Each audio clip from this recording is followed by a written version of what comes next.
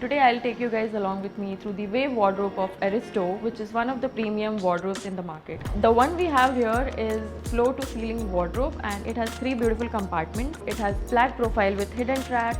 So let me take you through each compartment in detail. Let's start with the first compartment. In the topmost part we have a lit up shelf which comes with a profile light on the sides. In the middle section we have a hanging space. Has a tie holder accessory on the side. In the bottommost section we have 3 beautiful drawers. This is a tray drawer where you can store your accessory. This comes with accessory box which you can customize according to your choice. Moving on, we have a ratten pull-out basket where you can keep your bags, hats or any other things that you prefer. Bottommost part we have a shoe drawer. Moving on to the next compartment.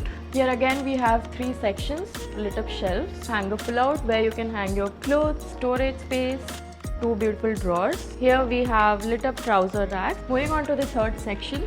Middle section we have a hanging space. We have 3 drawers here. First one is a jewelry drawer where you can customize your compartments as per your convenience. Storage box. In the bottom section we have a lit up shoe rack.